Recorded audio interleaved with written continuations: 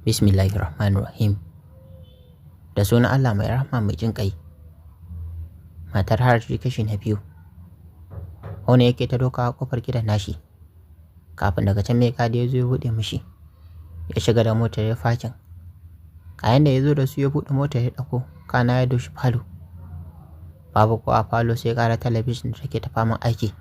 Sai kuma yarsa da take mai suna Faduwa da take ta faman sharar bacci a saman kujera. Ta kuma uwarta ta ma ba ta falon. Iska ya furzar ya nufi ƙofar ɗakin. Har ya kama jamlok ɗin sai ya ji a kulle. Ya yi nokin ya juya ya shiga kicin. Ya naɗa hannun rigar shi ya fara jera naman da ya zo da shi a ciki. Ya koma kan kayan miya su ma ya aje su. Buɗe ƙofar falon ya ji an kuma rufe. To bai kawo komai a ran shi ba. Saboda tuni zuciyar shi ta tafi tunanin Hauwa, wadda ya adabi zuciyar shi a cikin 'yan kwanakin nan. Hukunci yayi ita ce da sakarcinta suke mashi a cikin ƙwaƙwalwar shi. Sai dai ta zuba murmushi shi kaɗai. Gashi gobe zai tafiya zuwa South Africa. Tabbas ya san zai yi misin ɗinta sosai.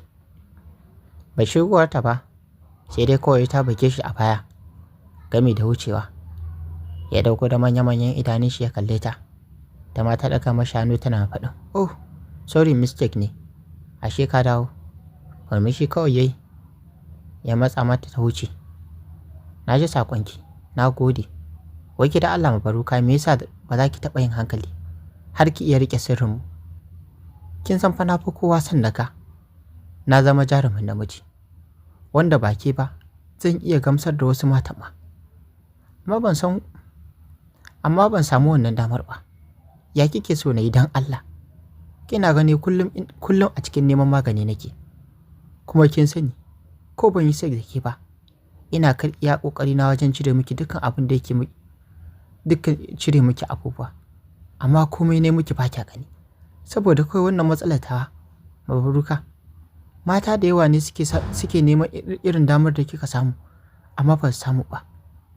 Baki rasa ci ba, baki rasa sha ba, haka zalika baki rasa sutura ba. Duk abin da kika ce kina so shi nake miki a gidan nan. To dan Allah dan Annabi, me laifi na anan? Ba fa ni na sa larurar nan ba. Allah ne ya dora mu. Kuma a kullum roƙon shi da addu'a nake Allah ubangiji yayi min. Amma saboda kada ke ma fa akwai abubuwa da yawa waɗanda bai mun ba, amma nake zaune da ke. Amma saboda kada ta wayar da yawa, yasa nake kyale ki kina yin dukkan abin da kika ga dama ki. To idan baki rufa min asiri a duniyar nan ba, wa yake tunanin zai rufa min? Ta baki mabaruka dai. Ta juya indomi a cikin plate. Sai yanzu ma ya lura da yadda gashin ta yake da a hargitse. Ya wani burkice. Kafin ya yi magana ta ce da shi, "Dalla malam ni kauce na wuce." Matsa haye ta wuce. Har ta kai bakin kofa sai kuma ta juya tana faɗin. Yana mai faɗin, "Yinin yau ban ci abinci ba. Ina abinci na?" Ko kalla an ziki bai samu daga wajen ta ba. Haka ta sa kai ta fice daga cikin kitchen ɗin. Sannan ya ajiyar zuciya ya sauke. Ya ɗauki yogurt da cake. Ya fita ya nufi ɗakinsa da ke sama. Abin takaici da kuma mamaki, ɗakin kaca-kaca. Gadon har wani danshi gare shi, da alama dai ba a daɗe da tashi daga saman gadon ba. Ajiye yogurt ɗin da ya shigo da shi yayi, sai da ya fara gyara ɗakin tsaf. Ya gyara shimfiɗa sannan ya shimfiɗa sallaya. A zaman ta ya ci abin da zai ci. Ya miƙe ya je wanka. Ya dawo ya ɗauko laptop ɗin shi ya fara aikace-aikacensa. Sai wajen 1 na dare sannan ya kwanta. Sai dai me? Zuciyar shi ta lula. Ta ƙi huta da tunanin Hauwa. Da zarar ya rintsa ido kallon ta yake. Yana matsa da ita a cikin mota. Ya haɗa jikinsa da nata. Yana mai sauke mata wasu zafafan kiss a saman kuncinta. Cikin taban da rawa babu abin da yake. Da na ƙwaƙwalwar shi ta koma ragar Sambajo, ƙauyen sai Jidda. Ya san dai bai barta da wata matsala ba, tunda ya biya ta kuɗin nononta. Da wautarta ya sa ta zubar da shi. Ko a cikin bacci, ita kawai yake gani tana mai shafa mashi gemu tana mai faɗin, "I love you Malamir." Shi kada yake ta zuba murmushi, yana mai ƙara ƙanƙame fulan da yake riƙe da shi. Hot da jam, Jidda baiwar Allah. A wannan dare ta da korin gwagwanta. Na rasa da aka kumbura mata ciki saboda duka da mabarki da aka yi da kwakwata mata tana mai faɗin, Ni za ki jawo abin kunya kuma abin faɗi a gari don ubanki? Ki rasa wa za ki kula? Za a ganku a cikin duhuwa sai kaɗo? Da gaske ne ashe maɗi da ya ce ɗan birni yana ganin ki ɗan birni yana muki juyan nono. To wallahi tallahi sai na ci ubanki. Ya ce kuɗi ya gani da yawa a wajenki. To da Allah ya tona miki asiri. Jaka kawai. Har jaka 10 ya ce ya gani a jikinki. Ingil wato kuɗi ko? Kuɗi yake baki yana ƙwaƙule ki. Gaye da kai take yi kamar za ta tsinke kan nata. Kuka take sosai tana mai roƙon gogo akan ta yi haƙuri. Sake nufa ta gongon dai tana mai faɗin. Kina yi min bayani ko sai na sha arado na cakatan uwarki. Jidda bata iya ƙarya ba. Cikin kuka ta zayyane musu komai. Sai karka salati da sallalami hadi da tafa hannaye. Aradon Allah Jidda kin riƙa. Kukunki ya isa ɗaukar bindiga. Tunda har ka ya haɗi miki batun aure. To kuwa ai dole bafan ke miki aure da maɗi ɗan birni. Tunda ke hegiyar ya ce. Wata wawura gwaggon ta kai mata. Ta zauna ba tare da kafafunta tana iyo da kururuwa. Ta ɗauki ɗanyen tashi ta murza mata a gabanta tana mai faɗin. Gobe ki ƙara bari kaɗe ta ɓaki don ubanki. Shegiya, auraki kawai. Mai idan agwagwa. Habawa, mai Jidda za ta yi banda kuka da takumi gami da ihun azaba. Sakamakon ɗanyen barkono ne aka sa mata a gaban nata. Idan kuwa tana ta ihu da kururuwa abin sai ya baka tausayi idan ka ga yadda take kuka. A gwaggo ta cilla mata butin karfe gami da faɗin. Tashi dan ubanki ki je rafi ki ɗebo min ruwa. Kuma ki zo ki wanki. Ki min wankin dauɗa. Ki sukole waɗannan kayan naki. Dan ba zan kwanta da ke abu kaɗai ba babu tsarki a jinki. Dan yau sai kin ƙara da buta 10 na ruwa. Haka nan tana tafe. Tana ta kafa tana kuka. Sakamakon zafin da take ji.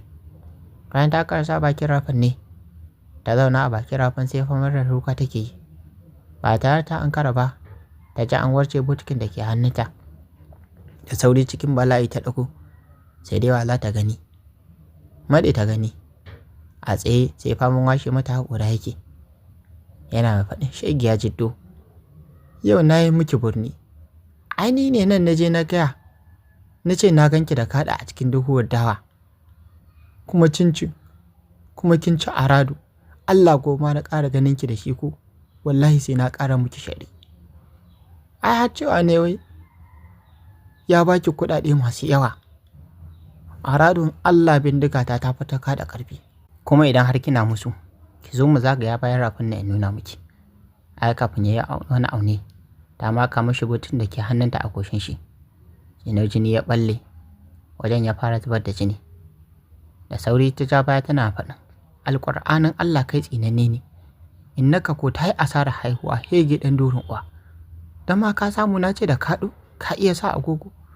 To tun da kai ɗan iska ne na daina son ka. Na ma tsane ka hege.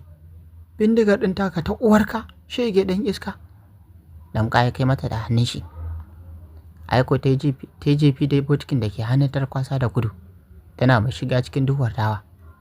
Sai fama babbaka kafar ta take. Saboda har yanzu bata daina jin zafin da take ji a cikin ƙasanta ba. Ta jima a wurin. Sai da ta ji alamar ya bar wurin. Sannan ta fito tana sanda. Ta ɗebo ruwanta ta ɗora a saman ka ta nufi rigarsu. Tana zuwa ta yi wanka.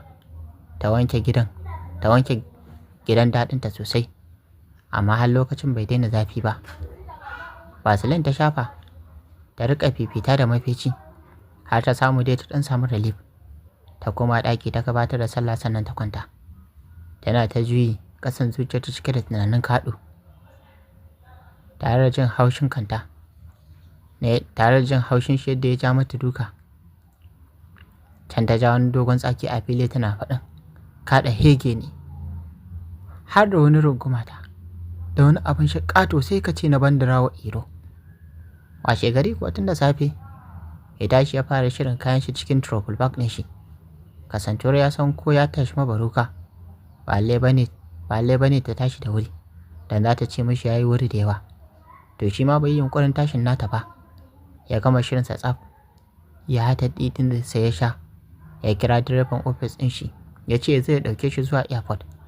Kasantuwar tafiyar ba shi kaɗai bane, shi da sauran abokanan shi ne za su je wani training. Yana zuwa babu wani ɓata lokaci suka ɗaga zuwa South Africa. Zuciyar shi cike take fal da kewar parent ɗin shi da yar fulanin shahuwa, hadi da ke kewarta ke neman zame mishi jiki. A wani lokaci haka ya wanzu cikin wata irin rayuwa da shi kanshi ya kasa gane wace irin rayuwa ce yake ciki.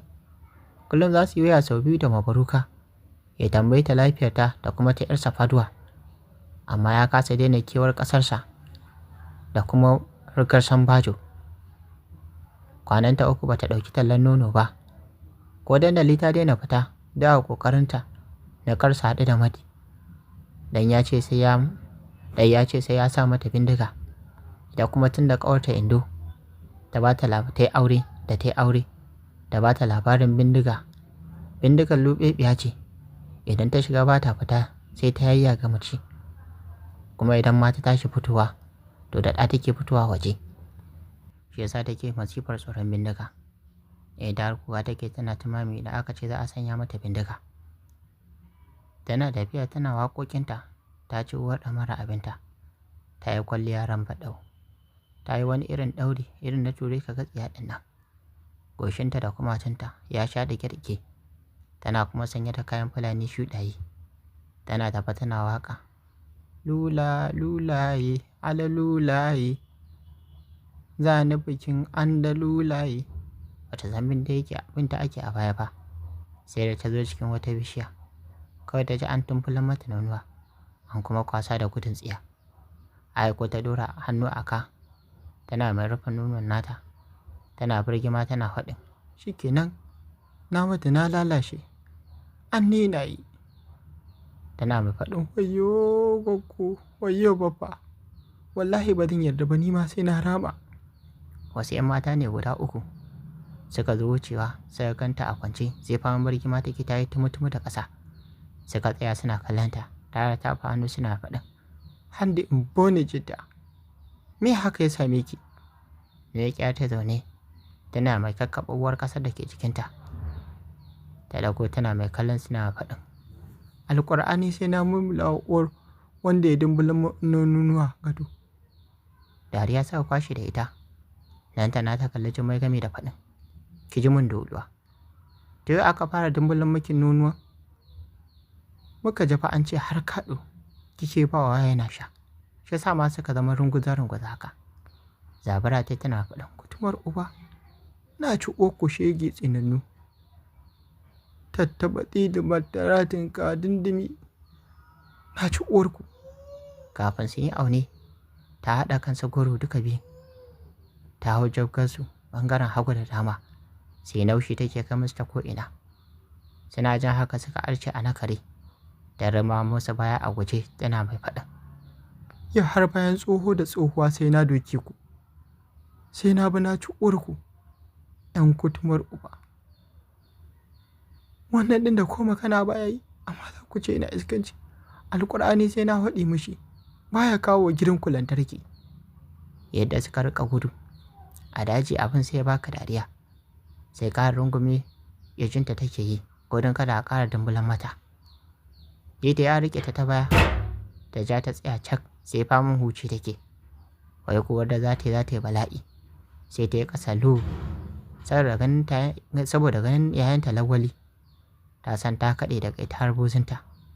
Riƙe shi tana kuka gami da faɗin, alƙur'an ba ni na tsokane su ba, su ne suka tsokane ni, ina burge mata ina kuka, suka zo suka tambaye ni me ya same ni nake kuka, na ce dumbulan man akai, shi ne suka ce wai ai dama na saba bawa kaɗo, kuma wallahi ba na jikina nake bashi ba, na shanu ne fa nake bashi, a radin Allah ƙarya suke mu, bari ma in buɗe ka gani. Hannu ya ɗora a kai na faɗin, wanda in bone ni Lawali, ni za ki buɗewa don ƙaniyarki sha'ira, tashi mu je wuro za ki bayani a can. Ya yi gaba, ta miƙe da sauri, ta naɗa zanta ta kwasa da gudu, ta nufi zuwa gidan nasu. yana kiranta yana komai, amma san ba ta tsaya ba. Sai da ta isa cikin gidan, ta shiga ɗakin kishiyar kwakwanta sai famu zure take. Ina Jummai ta miƙe da sauri tana faɗin, wani ne me ya haɗa ki? Uban wa kika tsokano? Saƙen ƙami ƙirjinta ta tana kuka, tana mirgiza mata kai. Zuwa can ya ce, za ki ci ƙaniyarki, ‘yar kushin kwa. Yana fita ta zube a tsakiyar ɗakin. Tana mayar da numfashi tana faɗin, wallahi sai na ƙulla ciki akan wanda ya mun a dumbule. Ta faɗa, ta fa hannu Jummai ta yi tana faɗin, shi kenan, shi yasa na ce babba ya miki aure. Sai rufe mata baki ta tana faɗin, alƙur'anin Allah ba na so. An ce idan aka yi wai. Saurin rufe mata baki ta tana faɗin, a raya da ya isa ka kuma dole babban ke aure da ke. Shekara 14, ƙawayenki har da 'ya'yansu, amma ke kina nan kina baɗanci a gari. Miƙa ta tare faɗin, ai sai ki aure da ni ɗin. Yu aradan Allah guduwa zan yi kamar yadda ladin Madubba ta gudu. Ni ma na riƙa shigowa daga maraya. Ina taunar danko ina tafiya kwaskwas. Binta dai da kallo har ta fice daga cikin ɗakin ta nufa ɗakinta. Ta kwanta tare jan mayafi ta lube jikinta. Yau gwagwanta da kanta ta fitar da lanuno. Zuciyar ce ta lula duniyar tunanin Lamir. Daga can da ɗallawa kan tamari tare jan wani dogon tsaki tana faɗin, aikin banza, ko me magami na da shi? Lokaci yana ta ƙara tafiya. Lamir ya kasa sukuni. Kullum da tunanin Hauwa yake kwana yake tashi. Idan ya kwanta ba shi da mafarkai sai na mafarkin Hauwa. Shi ne yake ɗauke masa kewa abubuwa da yawa. Saboda idan ya yi shi, yakan yi ne yana cikin walwala da farin ciki. Watanninsu 2 suka gama abin da sai kai su, suka fara haramar dawowa gida. Shi dai farin cikin gurinsa ba a ce a komai. Ya rasa me yake ji game da Hauwa, amma ya fi alakanta shi da soyayya. To kuma shi wani irin so yake mata? Ya zai yi ma? Ta yaya ma zai tunkari iyayenta ya ce yana son ‘yarsu? Ya fahimci su ɗin irin fulanan ne masu tsananin taurin kai sosai. Dan ya shiga cikinsu ɗin. Lokacin da ya shiga cikinsu ya fahimci sun tsani Bahaushe, musamman ɓangaren auratayya. Zai yi wahala mutanen rigar Sambajo su aurar da ‘yarsu waje ko kuma su auri wata daga wajen. To ni da nake wannan lissafin ma, ta yaya zan auri mace sama da ɗaya? Bayan ɗayar ma ba na iya sauke nauyin da yake kanta 100%. Haka dai Lamir ya jefa wa kanshi wannan tambayar. Na ya shafa kasambar shi yana mulimshi ido, game da haɗe wani yawo, wani irin takaici yana tunkuno mishi. Tabbas yana son Hauwa a matsayin mata, to amma zai yi iya riƙe ta, ya kuma sauke duk wani haƙoƙin da ya rataya a kan shi. Sannan ya zai yi da Hajiyar shi da ta tsani ko maganar kishiya a yi ta ji an yi, balle kuma dama da shi yake ganin kamar ta tsane shi cikin 'ya'yanta. Ya lura har ta fi yarda da maganar Mabaruka akan maganar shi, saboda idan abu ya shafi Mabaruka to yanzu za ta rufe ido ta ci mashi mutunci. Ni wai ya san yi ne, ya faɗa yana mai dafa ƙirjin shi da yake mashi wani irin zafi, saboda ba ya fara wannan tunani ba. Ya jima yana saƙa da warwara domin samun mafita, amma ya kasa. Cin Hauwa yake ta shiga cikin ƙasusuwa da kuma ɓargon jikin shi. Da yake dama a ce zai same ta ba tare da ya sha wata wahala ba. Shi kam kuma me zai faru sai dai ya faru. Hauwa ita ce muradin shi a yanzu. Baya fatan ya rasa ta a rayuwar shi. Ji ma yake kamar idan ya rasa Jidda, to tabbas rayuwar shi ta zo ƙarshe. To ai sai ka bada himma, ka bada ƙwazo, ka nemi magani, shine kawai yadda za a yi ka samu wannan Hauwa. Yau masu sauraro bari mu dakata a nan sai a tara a shi na gaba don jin yadda za ta kai a cikin labarin da muke kawo muku suna matar Harji. Wannan ya baka Sadiq ne ke kawo muku shi wannan channel tamu nake cewa, idan wannan ne farkon zuwa wannan channel tamu sai ku danna mun subscribe sannan ku ta mun alamar ƙarar sanarwa domin ya dinga sadar ku da zarar mun ɗora sabon shiri. Kana ku ta wani alamar like domin ƙara mana ƙwarin gwiwa. Sannan ku share wannan bidiyon ga abokanan ku da ke sa Facebook. Sannan kuna damar ajiye ra'ayi, ƙorafi ko ba comment section kamar da littafi da muke kawo muku. A huta lafiya.